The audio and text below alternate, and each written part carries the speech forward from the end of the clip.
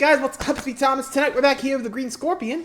Tonight's video is the top 10 video game psychics. Yep, these guys can pretty much beat you with your mind without even laying a finger on you. So, I know a few. There's Raz from Psychonauts, Ness, Lucas, Earthbound. Psychomantis? I think that counts, right? I mean, you can literally break the fourth wall. So, let's see who else ranks here. So be sure to like, subscribe for more. Hope you enjoy. Let's go! What sans count? And more inflation now I think about it. 6.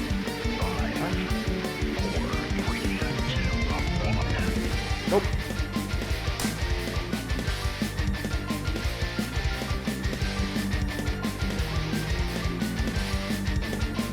Stop. Oh, G-Man. Prepare for landing. Here we go. Do I sit down? It's finally time. The day we've been waiting for since 2016. Welcome, my faithful friends, to Weapons Month 5.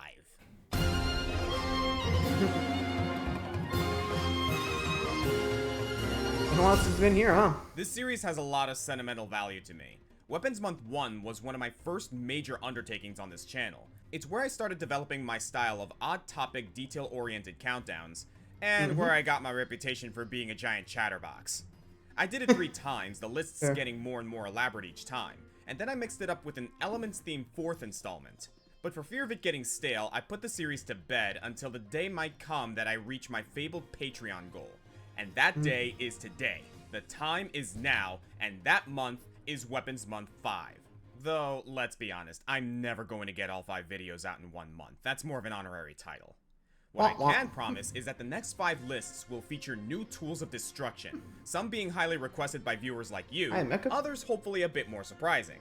I like to think my videos have improved in quality and focus since the last decade, but we'll just have to wait and see. I mean, I'm not the psychic one here. Speaking of which... While the rest of the topics this month will be physical weapons, sometimes the only weapon you need is the old noggin. Especially if your noggin can remotely detonate a man's head. Psychics are a broad category in video games and fiction as a whole, and since its definition fluctuates depending on a game's universe, I'll need a moment to set the parameters. First of all, how do we distinguish psychic powers from magic? Oftentimes, psychic powers are just a writer's way of injecting a faux magic system into science fiction, giving a character mysterious powers without making it sound too whimsical. There are numerous abilities typically associated with psychics, but I managed to divide these supernatural stunts into 3 major categories. Kinesis, First, telepathy, you have kinesis, where a practitioner can manipulate the physical world around them just by thinking. The most common type is the name psychokinesis, moving things with your mind, but this can also include energy projection or elemental powers like pyrokinesis or cryokinesis. It can be tough to identify whether some examples like Endeavor from My Hero Academia. He controls fire, but I wouldn't say it's a psychic power as it's not really brain-related. However, Jean Grey from the X-Men that's hers. creates fire with her mind in addition to levitation, so that totally counts. The second category is telepathy, when an adept's mind interacts with the minds of others. This can be as simple as speaking without words, physical or connection, much more invasive, reading connect, thoughts, see, tricking them with illusions, controlling them, or just shutting their brain off. And this is not to be confused with our third category, clairvoyance, which is the ability to know the unknowable.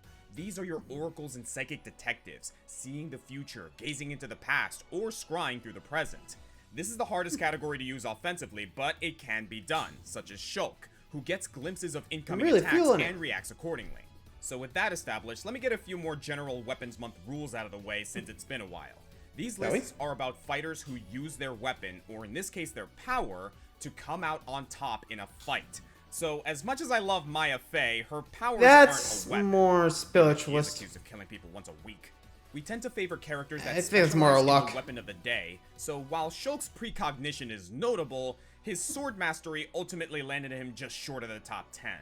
We're looking for the best fighters, but also for characters that best represent the weapon, exhibit what we love about the trope, and, if possible, do something unique with it. So, with the intro already too long, who could have seen that coming? Let's put our minds to the test. These are the top 10 video game psychics. Shall we begin? Start out for number 10. Oh, hi, Mantis. Psycho Mantis. Yeah, I'm just as surprised as you to say this, but Psycho Mantis, probably the single most famous psychic in the medium, just barely squeaked in at number 10. Heresy, I know. But before I explain why he's lower than expected, let me illustrate why he absolutely had to make the list. Mantis comprises a short but iconic segment in the original Metal Gear Solid, and immediately demonstrates his mental mastery. He's able to levitate and throw objects in the room, has incredible cognitive influence, letting him mind control capable soldiers like Meryl in seconds, and possesses what appears to be illusory powers? I think that explains why he's impossible to damage, at least until you befuddle him by changing your controller ports. Sure, that's a pretty easy way to disrupt his powers, but then again, Snake might never have defeated him without the help from beyond the fourth wall. Several games later, when Ocelot's calling the evil shots, he must have felt nostalgic for his Shadow Moses days because he hires a mercenary contingent with the same animal naming convention. Screaming Mantis. This includes Screaming Mantis, who's a mighty mindjacker in her own right with a creepy marionette theme, but after defeating her, it turns out that she and the entire Beauty and the Beast Corps have been controlled by the ghost of Psycho Mantis this whole time? That's right. This is no trick. It's true power. Wow, psychic energy from beyond the grave. Pretty much. Unfortunately, he can't really attack you directly because the PS3 hardware No is memory more card. complex than the PS1 or GameCube? Or maybe the Ghost of the Sorrow was chasing him away? Who knows? Those Mantis are never really explained. That all changed in Metal Gear Solid 5, which bridges the gap between the prequels and the original games. Here, we meet a wee lad named Mantis, and it turns out that he's more powerful than we could have imagined. But also, not? See, that gas mask he wears isn't just to hide his train wreck of a face. It's a blinder, because Psycho Mantis is so empathetically sensitive to the world around him. For instance, just being in the same medical ward as Colonel Volgin's corpse, Volgin's residual murder vibes actually affect Mantis and lull him into Volgin's rage and vengeance, so Mantis in turn physically reanimates Volgin into the Man of Fire and has him stalk Big Boss to no end. A similar thing thanks a happens lot, when he meets Mantis. a young Liquid Snake. Mantis sponges up all of Liquid's evil inclinations, and that right there is why I'm hesitant to put Mantis any higher. He's monstrously strong, enough so that he can use a Metal Gear as a puppet, but he also has no resistance to the wills of those around him. He's a vehicle, a tool for the evilest person in the vicinity. But a heck of a tool he is, like an industrial-grade pile driver with mind control. Poor Mantis. I don't think we can ask for it. I was surprised by the number of psychics I found in fighting games. For a genre all about hand-to-hand combat, there's an awful lot of brain blasting going on. You have Mortal Kombat's Kenshi making up for his blindness with telekinetic throws, or the Street Fighter series where Psycho Power is a running plot point contributing to many characters' movesets. The one that stuck out to me, though, didn't do so by being the most formidable, but for being the most irritating to fight. Athena Asamiya from the King of Fighters series. Hello? I know, putting Athena over Kenshi or M. Bison might sound insane, but hear me out. First of all, Athena uses her powers more exclusively. Kenshi relies partly on his sword and M. Bison on his big bulging muscles. Of course! And while Athena is a master of Wing Chun Kung Fu, it turns out it's a good complement for her extrasensory powers. Wing Chun puts a lot of focus on meditation and attacking with a clear mind, making it easier for Athena to access her aberrant abilities mid-combo. These often take the form of she actually teleport to her projectiles? In a similar way to Bison's Psycho charges, but in a pleasing pink hue. She can also fire projectiles, put up reflective barriers, bend space to teleport, and even heal herself. In the hands of a skilled player or a cranked-up computer, she's a real headache to deal with. And now, fun fact. Athena as a character has deep roots in the SNK history, first appearing in Psycho Soldier where she defended the world from aliens in 1987. And a year before that, there was an arcade platformer just called Athena. Though, this seems to take place in ancient times, whereas Athena I don't think that's is from modern-day Japan. There's a reason for this, though.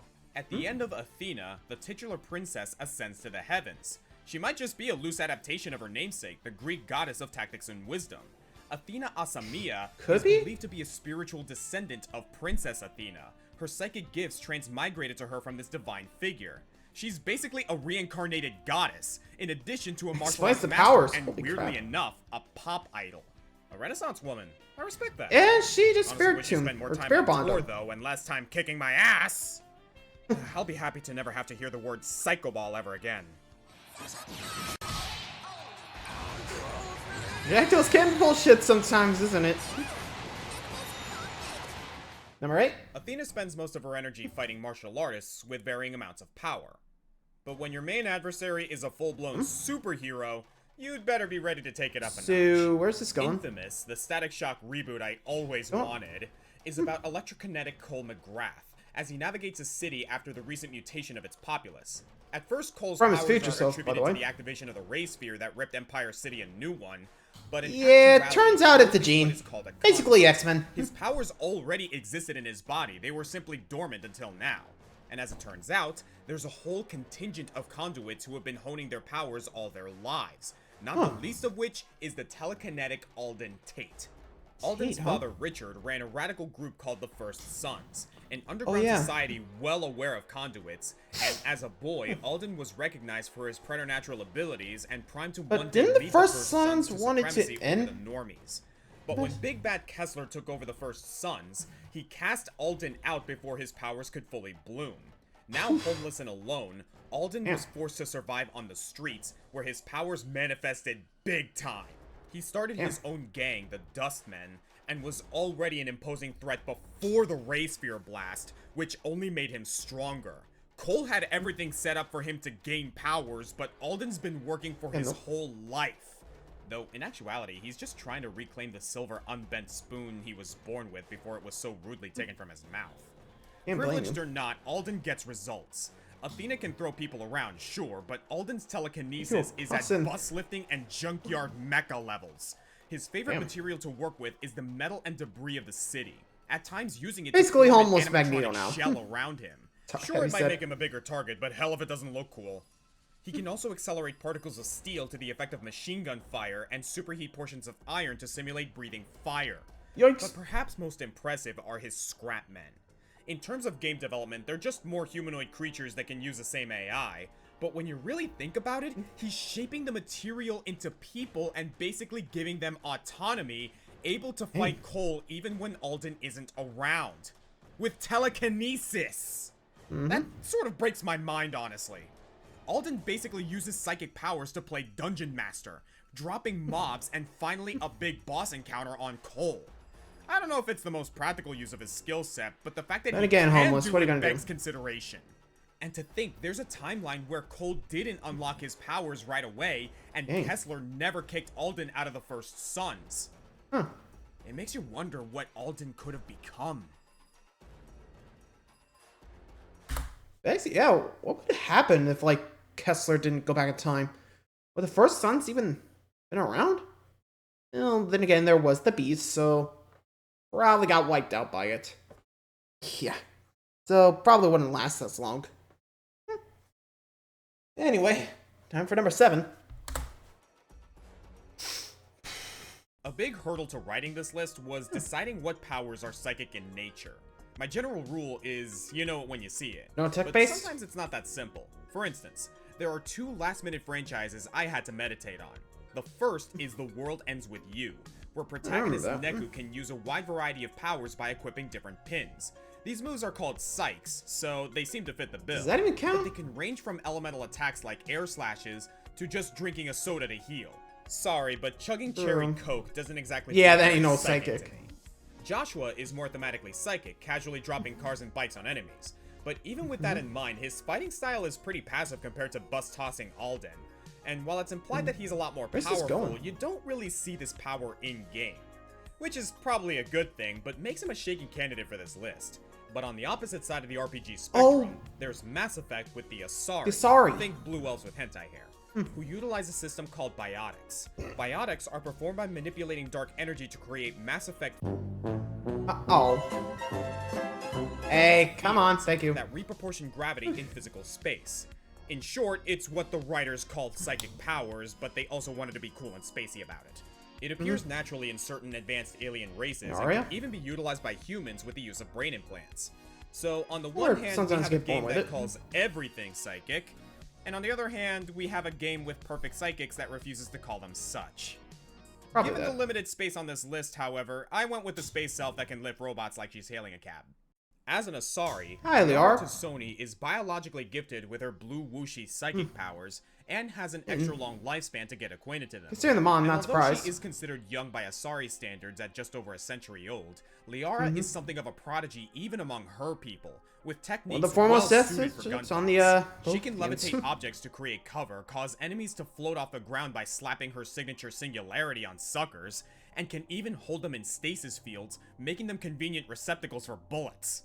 And she can even do this in rapid succession with a simple flick of her wrist or thrust of her palm, no hardware necessary. She's a pretty interesting character to boot. The daughter of a powerful Asari Venezia. matriarch, basically super old Asari that act as the Council of Elrond, she was still often stigmatized for being pure-blooded.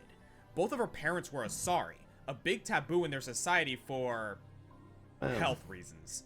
Regardless, she still excelled in both biotics and her field of study, archaeology, specifically Makes sense. involving artifacts from an ancient alien race. She's like a starry-eyed psychic Indiana Jones. However, she doesn't stay Accurate. sweet and innocent for long. After the harrowing events that occurred at the beginning of Mass Effect 2, Liara began delving into the shady underground world of information trading, from sorting through information to sifting through artifacts. She also got way more ruthless, growing from demure shy girl to cutthroat badass threatening to flay someone alive. With her mind. Talk about a 180.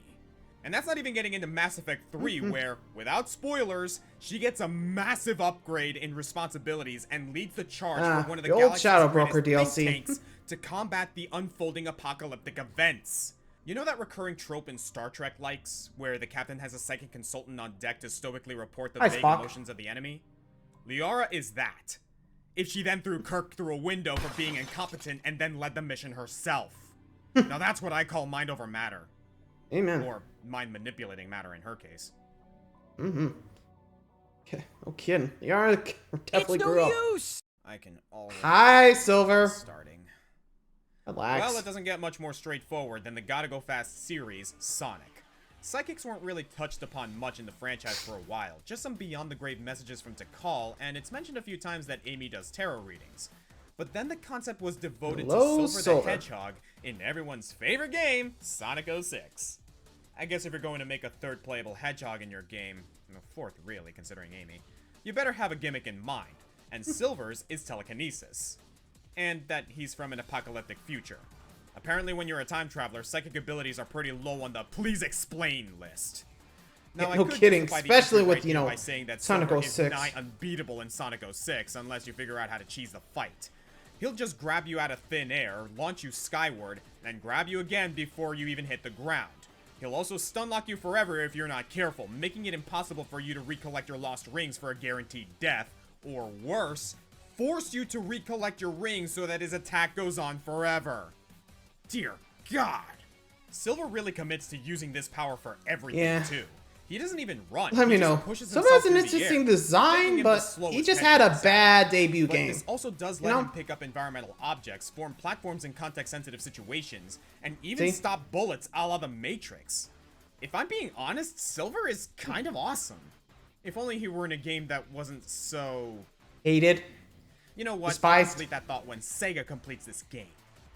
But then Silver comes back. I mean, as there is a boss fan in Sonic game for that. Generations. You're good. And Project boy, 06. howdy, is it nice to see him in a great, good, Greatest competent game. project. There He you can go. now comfortably float through Crisis City at Mach speeds, keeping himself ahead of the blue blur at all times, and Yeah. can blast Sonic with garbage in rapid succession instead of just blasting us with garbage mechanics. Oh, Alden can lift a bus? Please, Silver's playing Katamari with Route 66. Yep, look.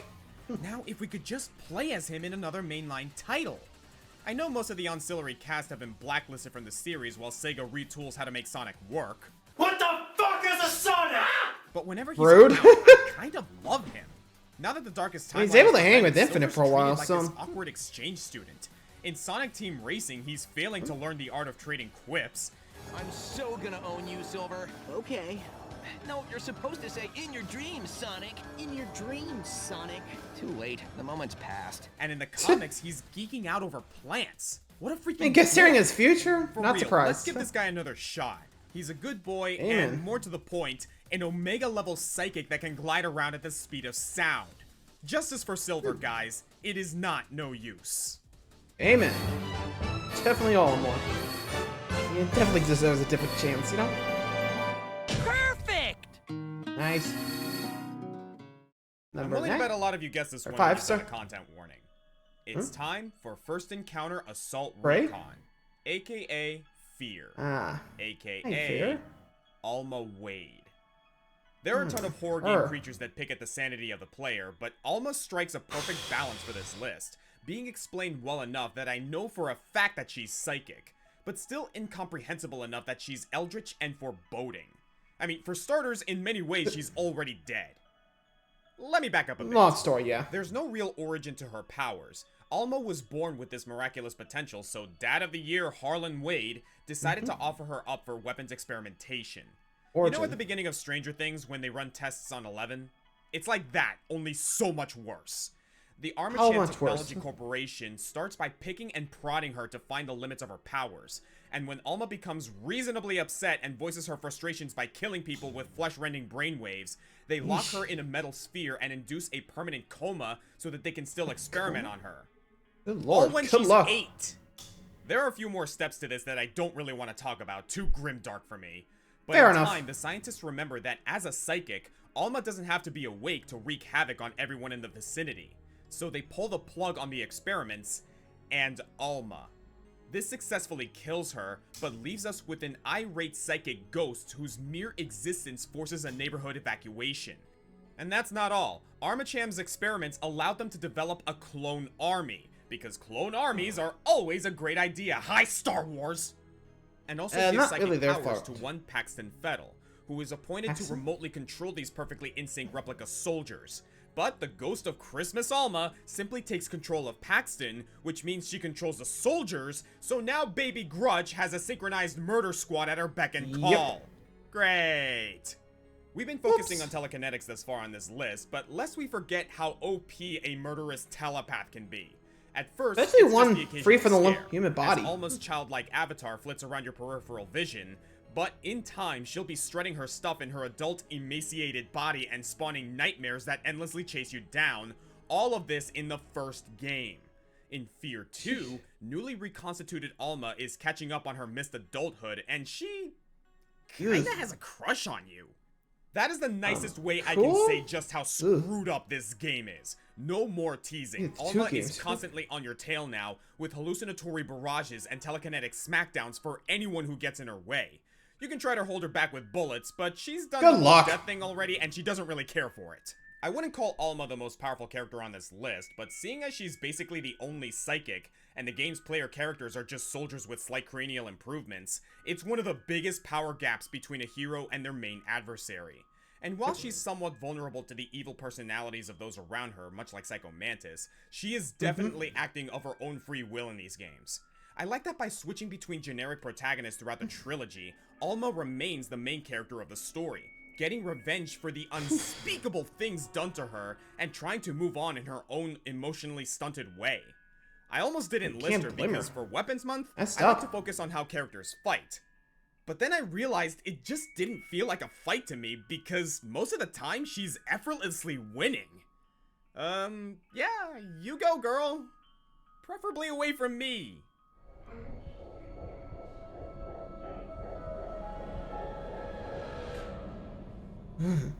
It definitely puts the Why fear is on it that this one. whenever a government finds an absurdly high-level psychic, their first instinct is to run procedures and piss them off? Much like Alma, Sarah Kerrigan from StarCraft was a psychic wunderkind, and after accidentally frying her mother's brain and hospitalizing her father at the age of 8, she was taken away by the Terran Confederacy to become a human weapon. Unlike Alma, who to our knowledge is the first psychic in the Fear series, Kerrigan was born into a universe 400 years into the future, one where psionic humans are fairly common, and she still managed to be the most powerful ever recorded. Even at a young age, her aptitude tested so did she high become a that hive they had queen? to create a new standard of measurement for it. And to the Confederacy's credit, a phrase that I thought I'd never say, they did manage to keep Kerrigan in line. All it took was a neuroinhibitor that made it impossible for Kerrigan to disobey a direct order. And so, Kerrigan began her career as a psychic operative, or ghost, designated as Ghost number 24601. Wait, is that a Les Miserables reference? Don't sneak that one by me, Blizzard. I'm on you.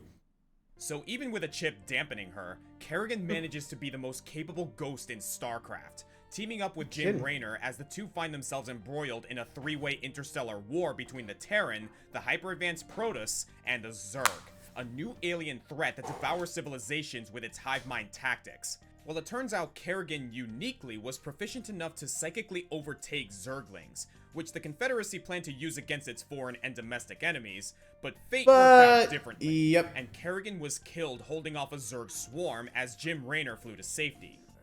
Or so it seemed. It seems Kerrigan's prowess was detected by the Zerg as well, and rather than devour she became her, the queen. Overmind had Kerrigan's body infested. Normally this would zombify a person, but Kerrigan passed all of her will saves and managed to retain her intelligence, some of her personality, and most importantly, that magnificent psionic ability. And with the neural inhibitor removed, Kerrigan is stronger than ever. She can now command thousands of Zerg at a time, mind control people on other planets, and, after absorbing some essence from the ancient Zelnaga race, can harness celestial radiation into Death Star lasers. She is frequently referred to as the most powerful being in the universe, and it's hard to argue against it. So why only number 4? Honestly, I might be lowballing her a little bit, but if you remember how I am with Weapons Month, I don't like to give high ranks to characters that use more than one weapon. And while psychic powers are easily Kerrigan's greatest feature, I find it's oddly downplayed in many of her appearances. Oftentimes, again, strategy games. What do you gotta do? Commanding Zerg, creatures that are already loyal to her. So she uses her immense psychic power like a glorified PA system. She's also playable in Heroes of the Storm, but she's a melee assassin for some reason, and her kit revolves more around blades. Now granted, she is called the Queen of Blades, and she's got to utilize those badass wing appendages at least a little bit. It just gets further and further away from psychic in my opinion, as cool as it is to call her an Ultralisk. Don't get me wrong, she's probably the second best fighter on this list, a universal threat. Keyword second best. But these last 3 are a little more, let's say, exemplary of the video game's psychic to me. Though now that I've dabbled in StarCraft a little bit, it does feel good to finally talk about her. It would be a war crime not to. Yeah, fair enough, but sheesh. Man, man, these psychics really have some bad, like, backgrounds, you know.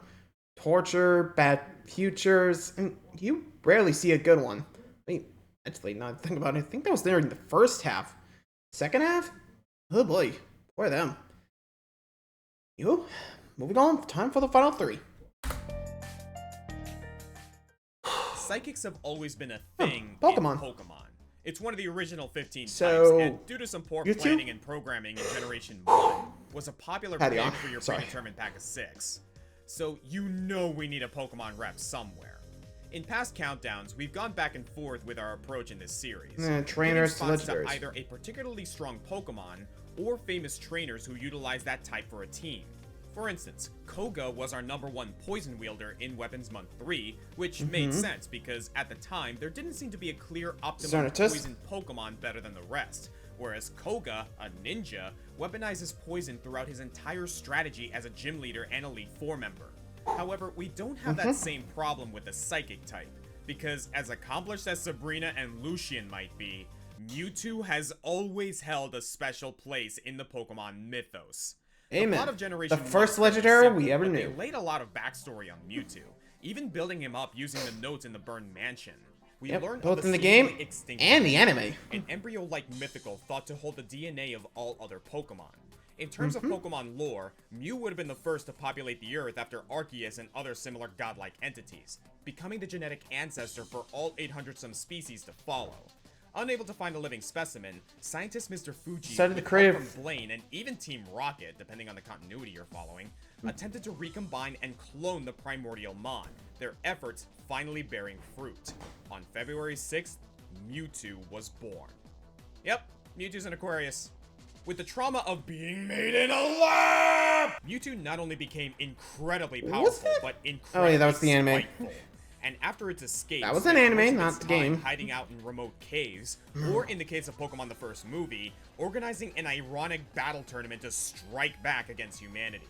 I wouldn't call Mewtwo a villain or anything, but whenever spin-offs needed a final boss, that's usually where they went. And can you really blame them? Mewtwo is an absolute unit. Forgive me for being nostalgic, but in that movie, he's just untouchable. I don't think he takes a hit throughout the whole movie, and only Mew forces him to exert any actual effort. Seriously, I have no idea what Ash was thinking. In Generation 1, Mewtwo was just the best Pokemon, with the best type and the best stats. Since Special was still one stat, and all of the counters to the Psychic type either didn't exist yet, had no good attacks, or were misprogrammed to fail. And while the game is a lot more balanced now, Mewtwo still holds his own in the competitive Uber tier with that devastating Psystrike attack. You also get two options for Mega Evolutions. Mega X and Mewtwo Y. Y specializing in Psychic attacks, and X specializing in Physical. And if that sounds like it makes less sense for a Psychic type, keep in mind that the Physical Special Split means you can totally still Psychic Punch. Mewtwo X is basically going the M. Bison route of Psycho Power. Pretty much. Mewtwo also made his mark in the Smash Bros. Series. He was a little awkward at first in Melee, but Wii U and Ultimate really perfected his fighting style. I love how Mewtwo never actually picks up any items. Everything just gravitates around him. I'm not sure if Mewtwo is as powerful as Kerrigan, but the Pokédex does state that Mega Mewtwo Y can shatter a skyscraper just by thinking about it. Not that the And Pokédex is we see in the always movie Y could actually go to realistic. space. So Not let's talk kidding. about base stats here. Combining all of Mewtwo's stats, it held the highest base stat total for 4 generations at 680, tying only with the top legendaries of each game. Eventually, the higher forms of Kyurem and Arceus, the literal Pokemon god, beat it out. But then, Mewtwo's Mega Forms reclaimed the title at a staggering 780. And to Wasn't this that day, before Mega Mewtwo X and Mega- Y share the top spot with Mega Ray There it is. Quasar. And you know how broken that one is. So, yeah, maybe Mewtwo doesn't annihilate armies, but it is more competitively viable than its universe's god, and that has to count for something. My only Amen. gripe is that, like Kerrigan, Mewtwo has many non-psychic attacks. It has a very diverse move pool, And again, one it's- of its most famous moves, Shadow Ball, is actually a ghost type. Dark type. But considering Shadow Ball didn't exist yet when we first saw Mewtwo do that in the movie, I still tend to think that it utilizes some form of psionic energy. Ooh. While Mewtwo has Ice Beam and the like for coverage options, Mewtwo remains first and foremost a Psychic type. The Psychic type. Amen. You always did feel good to catch her, Mewtwo. Nice. Number 2? For number 1, we need to take a step back and talk about a character who, true, isn't as astonishing as many on this list, but is in my opinion most emblematic of what a Psychic is capable of, from a game all about Psychics. What they don't expect Hey, Raz. is Raz, the Psychonaut. And then you'll make their heads explode? No.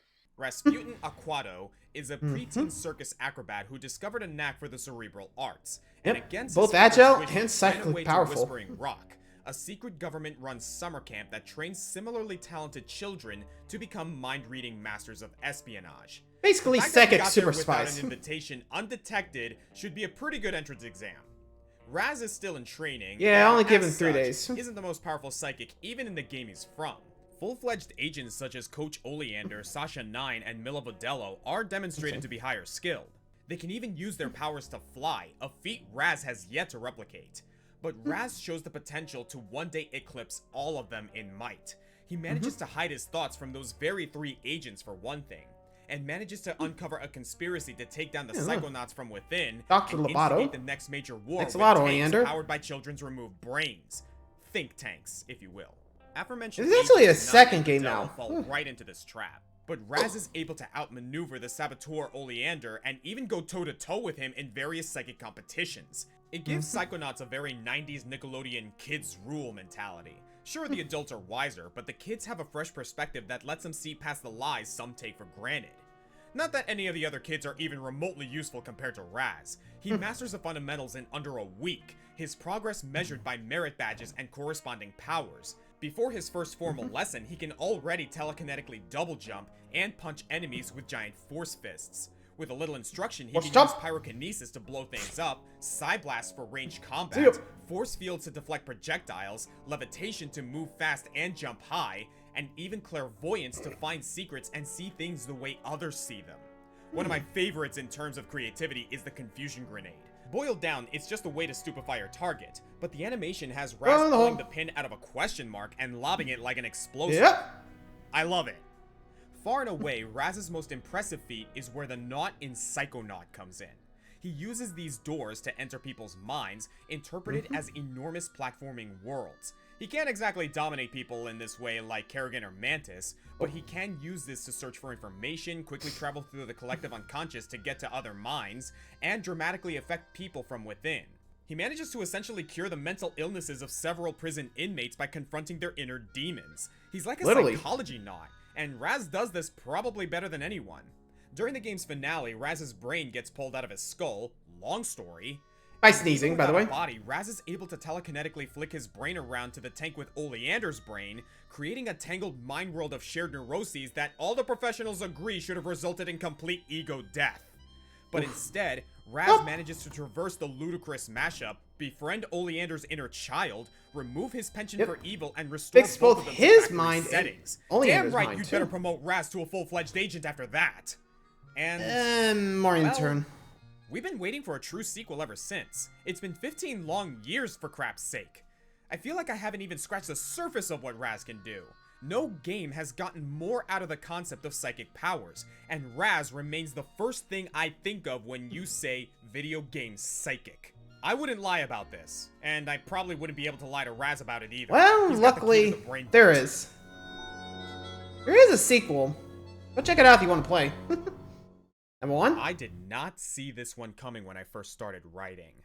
The number 1 spot started as a deadlock of several characters from one Earthbound. series. And by the time I decided which one of them should be included, it was clear to me that this next entry was going to be our champion. So, let's talk about the Mother series. Mother, Earthbound, whatever you want to call it, Yeah. this bizarre trilogy did everything it could to set itself apart from other fantasy adventures, giving the JRPG a more Nintendo, sci-fi take. NES, But not Lucas. like Final Fantasy VI or Xenogears sci-fi. More like suburban paranoia sci-fi. Twilight Zone sci-fi, if you will. That works. As such, magic is swapped out for psionics, and is usable by most major characters in the series. Ness was my first thought, partially because of his performance in Smash Bros., chasing down thugs with PK Thunder, spamming the hell out of PK Fire, and oh god, that back throw! Lucas deserves merit too. Just as much of a threat, and if you consider the power creep from Mother 2 to 3, probably better equipped than Ness. But when you think about it, Ness and Lucas aren't even the best psychics from their respective games. I mean, what kind of psychic needs a baseball bat? Paula has the most PSI damage in Earthbound, and Kumatora is the specialist in Mother 3. Also, PK Starstorm, Ness and Lucas's final smashes, don't even belong to them. Ness is just borrowing that move from Pooh, and Lucas from Kumatora. It looks like Kumatora has the best resume here, but it was Paula's prayer that helped the team survive Gygus. Gygus? Oh. Gygus! The main bad from the first game. I'd have figured. None of these pitiful humans would even have powers without Gygus. Gygus. A member of an alien race that developed psychokinesis, Gygus was raised by 2 humans, Maria and George, who had been abducted but allowed to live on the alien world. They raised Gygus as their own, but George was secretly studying the science of PK, and one day suddenly escaped with it to Earth. This created a slight chance for any human child to be born with PK, and Gygus was tasked by his planet to reclaim what his foster parents stole. The heroes of Eaglin perform PK like an art form, but to Gygus it's as natural as breathing. His mere presence on Earth creates most of the random encounters in the game, where people, animals, and even inanimate objects are agitated enough to attack children on the street. So, if Gygus is so strong, why was he defeated twice? Because he kind of wasn't. Ninten's crew in Mother 1 had to use the 8 melodies, which, when combined, form Maria's lullaby. Gygus isn't being overpowered, he just gets so emotional about his family's betrayal that he leaves. But that inner turmoil only makes him stronger in Mother 2. Gygus is 10 years away from total world domination. Let's appreciate how many bones the plot of this game throws Ness to even the odds. An emissary from the future has to spur Ness and company to set out on their journey. Then Ness has to go further back in time to even stand a chance against a less developed Gygus. And even then, they're completely outmatched. Approaching Gygus is like walking into a dimension of madness, your mind dissolving. You cannot comprehend the attacks coming your way. He is so titanically potent, we cannot hope to understand it.